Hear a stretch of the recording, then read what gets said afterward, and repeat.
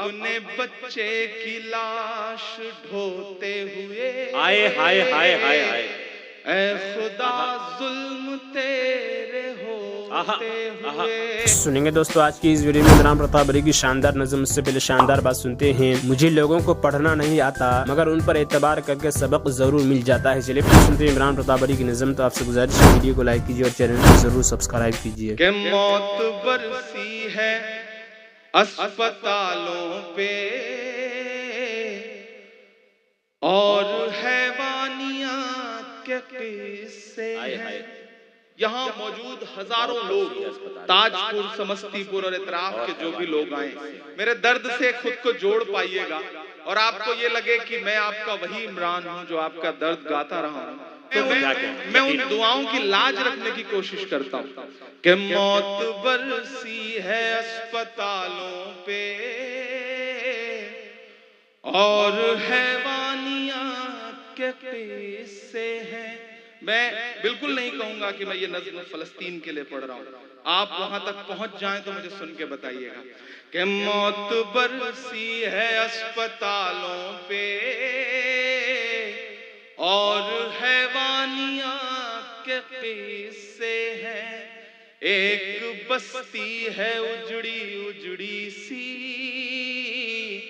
اس کی ویرانیات کے قصے ہیں۔ موت برسی ہے اسپتالوں پہ اور حیوانیات کے قصے ہیں۔ ایک بستی ہے اجڑی اجڑی سی، اس کی ویرانیات کے قصے ہیں۔ سارے عالم کے حکمران تجھ سے، سارے عالم کے حکمران تجھ سے کہہ رہی ہے یہ ایک ماں تجھ سے اپنے بچے کی لاش ڈھوتے ہوئے، آئے ہائے ہائے ہائے ہائے، اے خدا ظلم تیرے ہوتے ہوئے، اپنے بچے کی لاش ڈھوتے ہوئے، اے خدا ظلم تیرے ہوتے ہوئے۔ سارے عالم کے حکمران تجھ سے کہہ رہی ہے یہ ایک ماں تجھ سے اپنے بچے کی لاش ڈھوتے ہوئے، اے خدا ظلم تیرے ہوتے ہوئے۔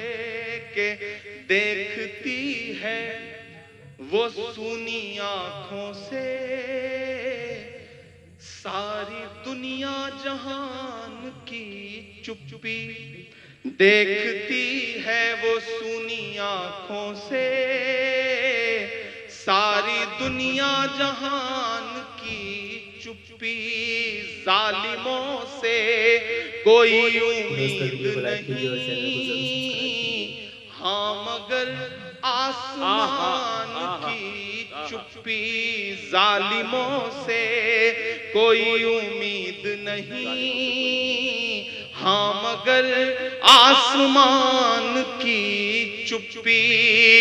مر گیا جس کا لال سوتے ہوئے، مر گیا جس کا لال سوتے ہوئے، چیخ کر کہہ رہی ہے روتے ہوئے، اے خدا ظلم تیرے ہوتے آئے ہائے ہائے ہائے ہائے ہائے ہائے۔ دوستو عمران صاحب کی نظم سننے کے بعد آپ اپنی رائے میں کیا کرنا چاہتے ہیں وہ نیچے کمنٹ باکس میں ضرور بتائیں۔ یہ دوستو منتخب حدیث کتاب سے کچھ احادیثیں سنتے ہیں۔ حضرت عبداللہ خطیمی رضی اللہ عنہ فرماتے ہیں کہ رسول اللہ صلی اللہ علیہ وسلم جب کسی لشکر کو روانہ فرمانے کا ارادہ کرتے تو ارشاد فرماتے، ترجمہ میں تمہارے دین کو، تمہاری امانتوں کو اور تمہارے اعمال کے خاتموں کو اللہ تعالیٰ کے حوالے کرتا ہوں، جس کی حفاظت میں دی ہوئی چیزیں ضائع نہیں ہوتی۔ فائدہ: امانتوں سے مراد اہل و عیال اور مال و دولت، ساز و سامان ہے کہ یہ سب چیزیں اللہ تعالیٰ کی طرف سے بندے کے پاس امانت کے طور پر رکھوائی گئی ہے۔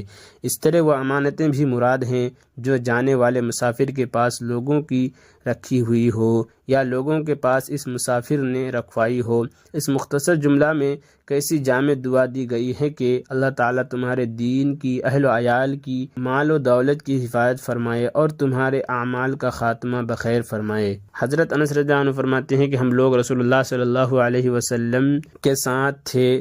ہم میں سے سب سے زیادہ سایہ والا شخص وہ تھا جس نے اپنی چادر سے سایہ کیا ہوا تھا۔ جنہوں نے روزہ رکھا ہوا تھا وہ تو کچھ نہ کر سکے، اور جنہوں نے روزہ نہیں رکھا تھا انہوں نے سواریوں کو پانی پلانے اور چرانے کے لیے بھیجا اور خدمت کے کام محنت اور مشقت سے کیے۔ یہ دیکھ کر رسول اللہ صلی اللہ علیہ وسلم نے ارشاد فرمایا، جن لوگوں نے روزہ نہیں رکھا وہ آج سارا ثواب لے گئے۔ حضرت ابو سعید خدری اللہ عنہ فرماتے ہیں کہ ہم لوگ رمضان کے مہینے میں رسول اللہ صلی اللہ علیہ وسلم کے ساتھ غزوہ میں جایا کرتے تھے تو ہمارے کچھ ساتھی روزہ رکھ لیتے اور کچھ ساتھی روزہ نہیں رکھتے۔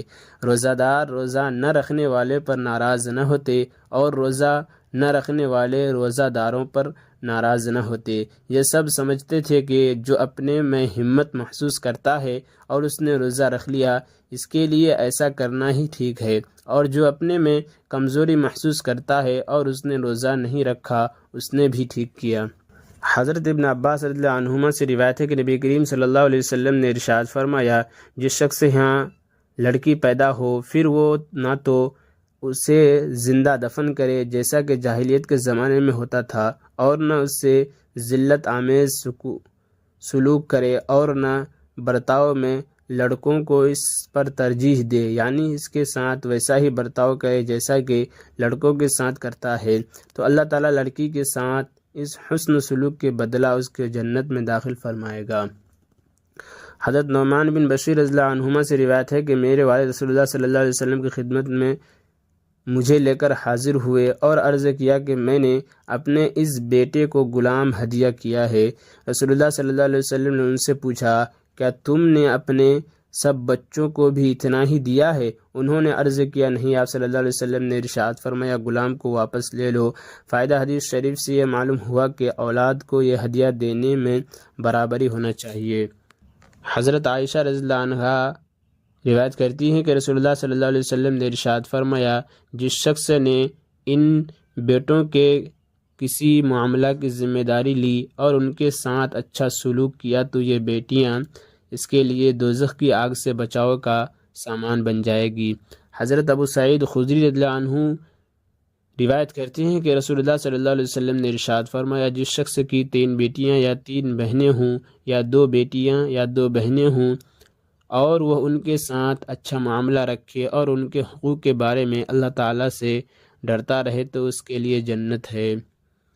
حضرت ابو ایوب رحمۃ اللہ علیہ اپنے والد سے اور وہ اپنے دادا سے روایت کرتے ہیں کہ رسول اللہ صلی اللہ علیہ وسلم نے ارشاد فرمایا، کسی باپ نے اپنی اولاد کو اچھی تعلیم و تربیت سے بہتر کوئی تحفہ نہیں دیا۔ حضرت انس رضی اللہ عنہ فرماتے ہیں کہ مجھے رسول اللہ صلی اللہ علیہ وسلم نے ارشاد فرمایا، میرے پیارے بیٹے، جب تم اپنے گھر میں داخل ہو تو گھر والوں کو سلام کرو، یہ تمہارے لیے اور تمہارے گھر والوں کے لیے برکت کا سبب ہوگا۔ اور عمران پرتاپ گڑھی سے جڑی خبروں اور نظموں کے لیے ہمارے اس چینل کو ضرور سبسکرائب کریں۔ ملتے ہیں کسی اور ویڈیو میں سے نئی نظم اور نئی خبروں کے ساتھ، تو جب تک کے لیے دیجیے مجھے اجازت اور رکھیے اپنا خیال۔ آپ دیکھ رہے تھے IR مشاہرہ میڈیا اور میں آپ کے ساتھ محمد ثاقب۔ السلام علیکم۔